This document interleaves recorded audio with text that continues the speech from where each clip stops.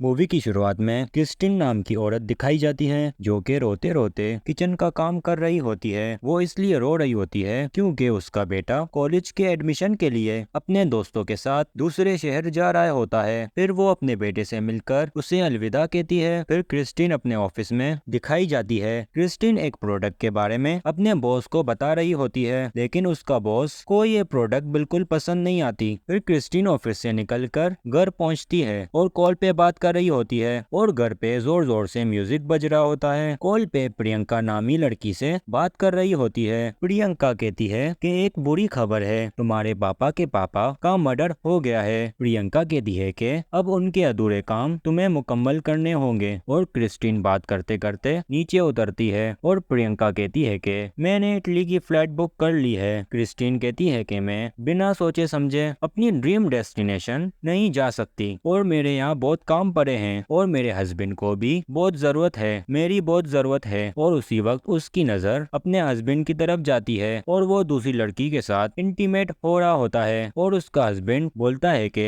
मुझे एक बीमारी है, मुझे दूसरों के साथ सोने में सुकून मिलता है। और क्रिस्टीन बोलती है कि मुझे चूतिया समझा है क्या। फिर क्रिस्टीन जिम जाती है और अपनी फ्रेंड को सारी बात बताती है और उसकी फ्रेंड बोलती है कि छोड़ दो अपने नालायक पति को। फिर वो इटली के बारे में अपने फ्रेंड को बताती है और उसकी फ्रेंड कहती है चली जाओ। फिर क्रिस्टीन इटली जाने का प्लान बनाती है। फिर वो रेडी होकर इटली के लिए निकलती है। फिर वो इटली के एयरपोर्ट पे दिखाई जाती है और उसी वक्त क्रिस्टीन से कुछ लोग टकराते हैं और एक लड़का क्रिस्टीन को बचा देता है गिरने से। फिर वो लड़का अपना नाम बताता है कि मेरा नाम लोरेंजो है। क्रिस्टीन को वो लड़का बहुत पसंद आता है। वो लड़का क्रिस्टीन से अपना नंबर एक्सचेंज करता है और फिर क्रिस्टीन को दो आदमी लेने आते हैं और कहते हैं कि हम आपके सिक्योरिटी गार्ड हैं। फिर वो क्रिस्टीन को चर्च ले जाते हैं और वहाँ क्रिस्टीन प्रियंका से मिलती है। फिर प्रियंका क्रिस्टीन को उसके प्रियजियो नामी कजन से मिलवाती है। फिर उसके दादा की लाश को ले जा रहे होते हैं और अचानक कुछ लोग इन पे हमला कर देते हैं। फिर क्रिस्टीन और प्रियंका और उसके बॉडीगार्ड उसको बचाकर कार में बिठाकर ले जाते हैं। घर पहुंचकर क्रिस्टीन उससे पूछती है कि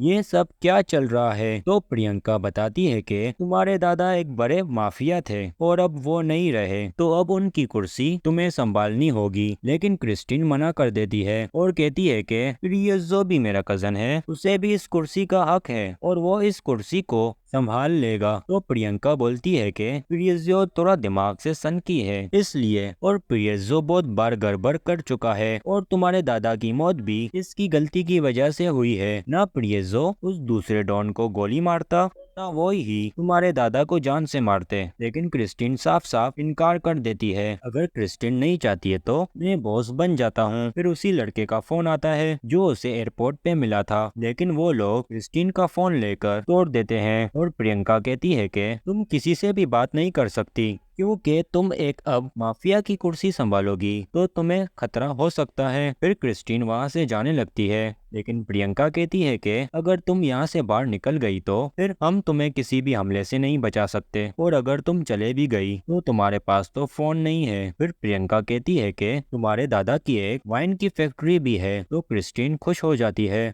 कि क्रिस्टीन का ड्रीम होता है एक वाइन की फैक्ट्री खोलना और फिर क्रिस्टीन वाइन बनाना स्टार्ट करती है। और प्रियंका कहती है कि तुम्हें कल हमारे दुश्मनों से मिलना होगा। तो क्रिस्टीन कहती है कि वही जो जिन्होंने हम पर गोलियां चलाई थी। तो प्रियंका कहती है कि हाँ। तो क्रिस्टीन कहती है कि हम उनसे मिलकर क्या करेंगे। तो प्रियंका बताती है कि उनको हमारा आधा एरिया देना होगा और ये सारा मसला सॉल्व करना होगा। फिर वो क्रिस्टीन को मिलने के लिए रेडी करती है और क्रिस्टीन वहाँ जाती है और फिर वहाँ दूसरा डॉन भी होता है और वो कहता है अब हमें औरतों से हिस्से की बात करनी होगी। और वो डॉन वाइन मंगवाता है और दोनों शराब पीते हैं और दोनों शराब के नशे में टुन हो जाते हैं और दोनों अजीब अजीब सी बातें करने लगते हैं और दोनों इंटीमेट होने के लिए एक रूम में जाते हैं और क्रिस्टीन वॉशरूम के लिए जाती है और वो आदमी एक वाइन के गिलास में जहर मिला देता है। और क्रिस्टीन जब वॉशरूम से बाहर आती है तो वो वाइन का गिलास देता है और अचानक उस आदमी को कॉल आती है और वो अपना वाइन का गिलास रख देता है और क्रिस्टीन गिलास बदल लेती है और वो फिर वाइन पीती है। फिर उन दोनों के बीच बहस हो जाती है और वो आदमी अपने ही जहर से मर जाता है और फिर उस आदमी के मरने की खबर उसके बेटों और उसके गार्ड तक पहुंच जाती है और वो एक शार्प शूटर को बुलवाते हैं और कहते हैं कि आज रात क्रिस्टीन के मरने की खबर आनी चाहिए। क्रिस्टीन रात को एक मीटिंग कर रही होती है और उसी वक्त वो शार्प शूटर आ जाता है और वो क्रिस्टीन को पकड़ लेता है और क्रिस्टीन जोर जोर से चिल्लाना स्टार्ट करती है, लेकिन उसकी वीडियो कॉल म्यूट होती है और फिर क्रिस्टीन अपनी हील से उस आदमी के आंखों में मारती है और उसके बॉल्स भी फोड़ देती है और उस शार्प शूटर को भी जान से मार देती है। फिर वो अपने बॉस को भी बोलती है कि भाड़ में जाओ और लैपटॉप बंद कर देती है और फिर क्रिस्टीन एक बड़ी मेडिकल कंपनी खोलती है और वो लोगों को फ्री में मेडिसिन देती है और इसकी वजह से सब माफिया के डॉन को बहुत बुरा असर पड़ता है। और फिर वो लोरेंजो से मिलती है और उसी वक्त क्रिस्टीन का पति आ जाता है और लोरेंजो नाराज होकर चला जाता है क्योंकि लोरेंजो को पता नहीं होता क्रिस्टीन के पति के बारे में। और फिर एक बड़ी माफिया की मीटिंग होती है और क्रिस्टीन को उसमें बुलाया जाता है और सब माफिया के डॉन कहते हैं कि तुम्हारा ये फ्री मेडिसिन वाला बिजनेस हमारे गले की हड्डी बन गया है। और अचानक से वहाँ पुलिस आ जाती है और पता चलता है कि लोरेंजो एक पुलिस वाला होता है और वहाँ बहुत सारी गोलियां चलती हैं और सब अरेस्ट हो जाते हैं, लेकिन कुछ सबूत न होने पर क्रिस्टीन बच जाती है। और क्रिस्टीन जब वाइनरी फैक्ट्री में पहुंचती है तो वहाँ देखती है कि प्रियसो उसके हस्बैंड और उसके बेटे को बांध कर रखता है और कहता है कि बहुत तमाशा देख लिया मैंने, बॉस मुझे बनना था लेकिन तुम बन गई। फिर वो क्रिस्टीन के बेटे के ऊपर गन रखता है,